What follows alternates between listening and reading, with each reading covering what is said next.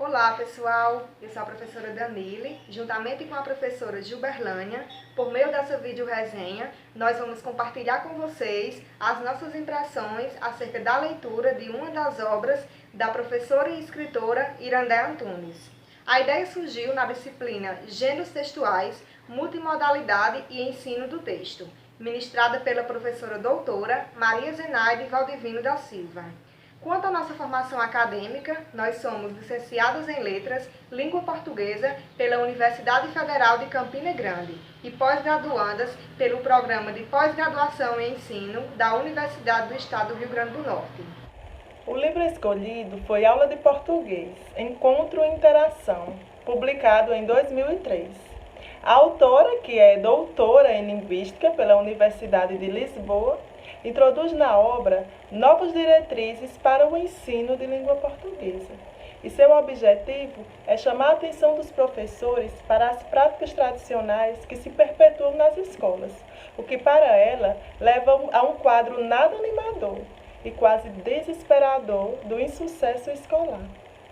A autora concentra sua atenção a três grandes áreas críticas da educação linguística: a escrita, a leitura e a reflexão sobre a língua, deixando claro que ao isolarmos essas áreas em atividades estanques e delimitadas, estaremos levando os alunos ao fracasso. A obra é composta por 6 capítulos, escritos em uma linguagem pedagógica voltada para professores do ensino fundamental e médio, além de estudantes universitários e todos que se interessam pelo estudo e ensino de português. A autora inicia o livro trazendo uma discussão crítica sobre certas práticas escolares tradicionais no ensino da disciplina. Em seguida, expõe um conjunto de princípios capazes de fundar novas práticas pedagógicas que ofereçam aos alunos a possibilidade efetiva do exercício fluente, adequado e relevante da linguagem verbal, oral e escrita. A obra finaliza com a apresentação de alternativas concretas para o trabalho de professores de português. O primeiro capítulo, intitulado Refletindo sobre a prática da aula de português, Irandé destaca algumas das causas que provocam o insucesso escolar. Primeiro, ela destaca que o aluno pensa não saber português e já tem um pré-julgamento da disciplina, considerando-a muito difícil. Em seguida, a questão da repetição de ano, que muitas vezes provoca a evasão escolar. E ela diz que fatores internos e externos à escola influenciam no progresso dos alunos. Ou seja, para que o aluno obtenha sucesso na sua carreira estudantil, é necessário que a sociedade como um todo estabeleça ações com essa finalidade.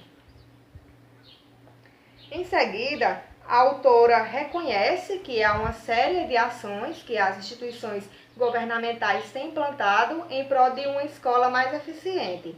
Cita, por exemplo, os parâmetros curriculares nacionais e o sistema de avaliação da educação básica. Reconhece que os dois consideram o texto como objeto de ensino de língua portuguesa e que ele deve ser articulado em torno de 2 eixos.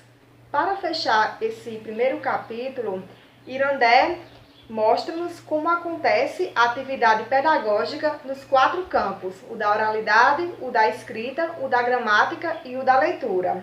Então, em relação ao trabalho com a oralidade, na página 24, ela constata que há quase uma omissão da fala como objeto de exploração no trabalho escolar. Essa omissão pode ter como explicação a crença ingênua de que os usos orais da língua estão tão ligados à vida de todos nós que nem precisam ser matéria de sala de aula.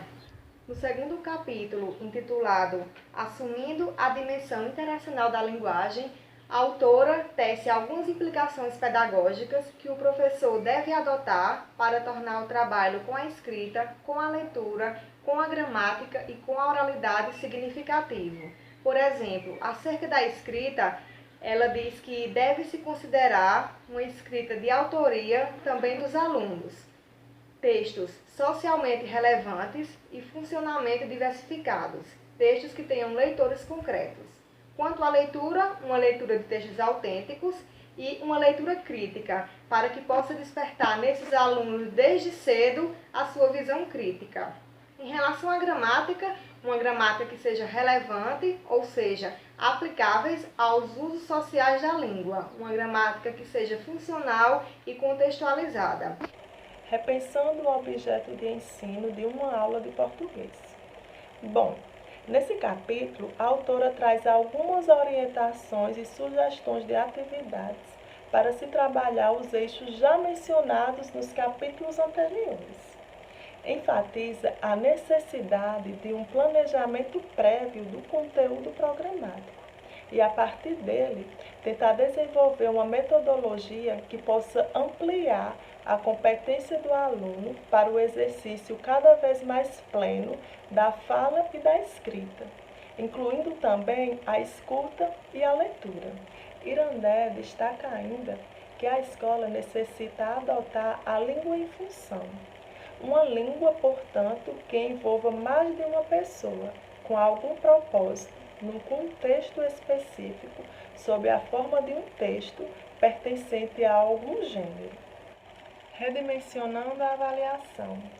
O capítulo apresenta algumas considerações acerca dos procedimentos gerais da avaliação decorrentes dos princípios apresentados no livro. A autora, neste capítulo, sugere a reorientação da avaliação, levando em consideração que avaliação e ensino se interdependem.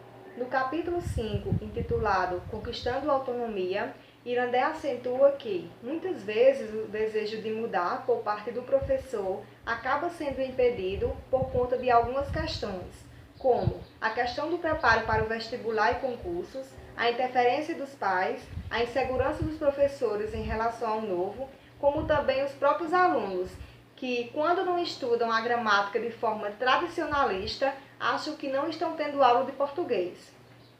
Porém, ao aprofundar as discussões, a autora declara que, no fundo, a vontade de mudar por parte de alguns professores não é tão grande assim, e utilizam essas questões ditas anteriormente como justificativa para não buscarem um novo.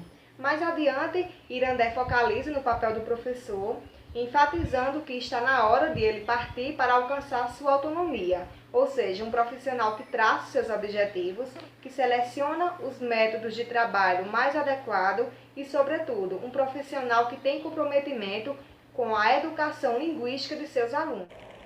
Fechando por enquanto. O capítulo de encerramento não esgota o tema.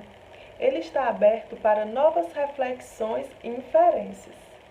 Este é um ponto bastante positivo na obra, que além de didática e educativa, é muito interativa e incentivadora, pois percebemos literalmente que cada palavra possui mesmo a força de uma semente, como destaca Irandé. Bem, pessoal, é isso. Esses foram os pontos principais que nós destacamos da obra e, diante dessas colocações, nós recomendamos muito a leitura do livro, principalmente para professores que estão em sala de aula, para que eles possam refletir a respeito de suas práticas pedagógicas, como também para aqueles que não estão, mas que já se preocupam com as questões relacionadas ao ensino de língua portuguesa. Achamos também muito pertinente o fato de os capítulos darem sugestões para atividades, discussões, leituras e reflexões, o que torna a obra mais acessível e pedagógica.